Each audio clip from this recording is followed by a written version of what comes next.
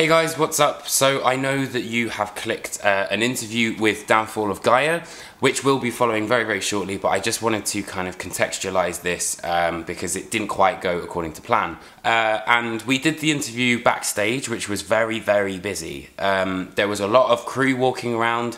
There was, I think, a member of the crew or something knocked the camera, and then this basically put Mike out of shot for pretty much the entire interview. So whenever he's talking, I've put a little image of him in because I thought his contributions were extremely valid. And he's a super, super nice guy, as is Dom, to be fair. So I hope you enjoy the interview despite all of this and learn something new about Downfall of Gaia. And again, I'm super duper sorry, guys. But enjoy. The two main guys from Downfall of Gaia, how are you?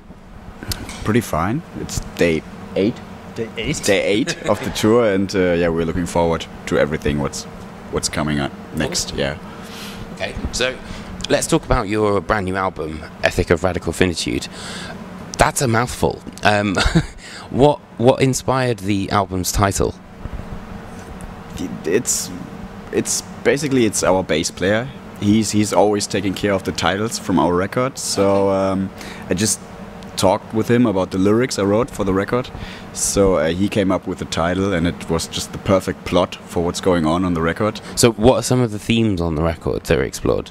It's basically about discontent minds and the never-ending pursuit for more in life. So, but of course, on the other side, there's the time we have is limited. So it's representative of like the eternal struggle of life. Yeah, let's call it like that. Yeah, okay. Yeah. So what was it like actually recording the album? It was pretty smooth, I would say. Yeah, super smooth. Yeah. Dominic and I, we did demos at home, because I'm based in New York, he's based in Berlin. Okay. And we demoed the whole album and then basically refined it together in the practice room. And then I recorded drums separately in New Jersey with Kevin from Backroom Studios. And then we sent them the files, and they did the guitars and bass in Berlin. And surprisingly, it was really smooth. I think smoother than any other recording session we've done. Yeah, but I would say everyone was really well prepared for this one. Everyone did their homework, so we knew that it's just a limited time frame to do all of this, but everyone was really well prepared, and yeah, everything was super smooth. And luckily, through the internet, it's no problem at all to stay in contact all the time, even if you're somewhere completely else. What exactly does the name Downfall of Gaia represent? Is it Gaia as in, you know, the god of earth and things like that? Yeah, it is. I mean, we started this band in 2008, so we were simply looking for a name that fits to our lyrics and our sound. And yeah, as you already said it, in Greek mythology, it's Mother Earth.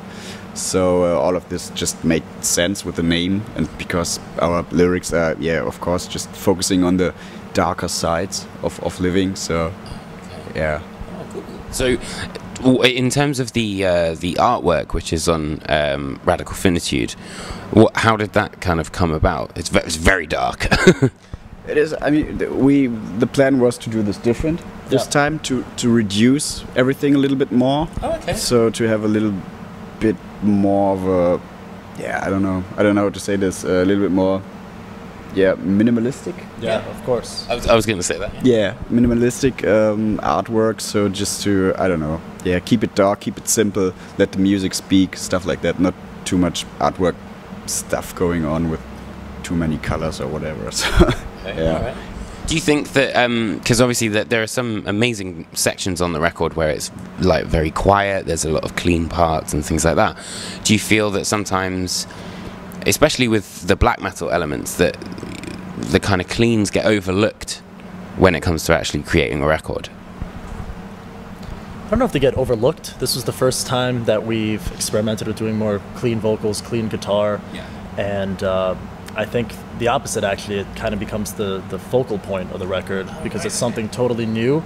And yeah, there's blast beats and tremolo guitar on every record we've done, but this one, I think, it gives it that diversity with the super aggressive parts and then the more beautiful, clean vocal parts too. What's the feedback been like to the record so far?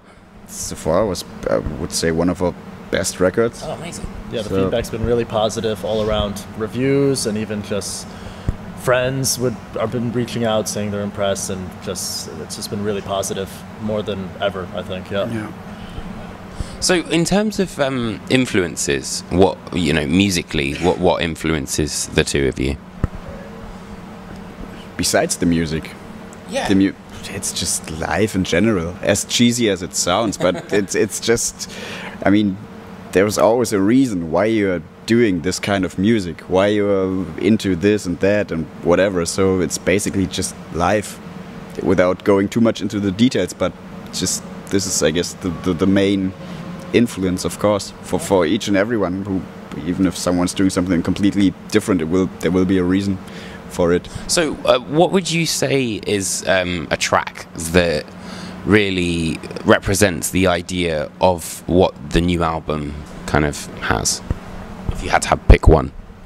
If I would, or are you? I think it's really tough to pick one, because I think a lot of our songwriting and albums and lyrics and everything, it's one whole piece, and each song has its part, and each song affects everyone a little bit differently, emotionally, spiritually, however you want to look at it. And I couldn't tell you one that was like, oh, this is the song of the album, because there really isn't one for me. I don't know if you agree, or Yeah, it's the same. Everything of this just makes sense as a whole thing. But I would say if I would have to pick one, it's We Pursue the Serpent of Time. All right. Okay. Why that one? It's a song with a lot of dynamic, a lot of ups and downs, and clean and fast parts and stuff like that. I think it represents in a good way the whole record. In terms of the record itself, how do you feel it represents Downfall of Gaia? That's always a little bit tough to tell, because I think a record is also just another chapter in life, from your personality, what you are in this part of your life. Okay. So I think for this one, it just shows us from a side where we know way better what to do and how to do it. Yeah, I think this record shows that we're comfortable with each other. We have a new guitarist for the last two records, Marco, and of course, when you have somebody new in any relationship, it takes time to get to know each other, to be comfortable. So I think this record shows us really kind of hitting our stride and just being comfortable. And I mean, it still takes time to get perspective. We'll have to see how the next record goes, but I feel like it's one of our most mature records. Awesome. Well, thank you so much for having a chat. Thank you so much. Thank you.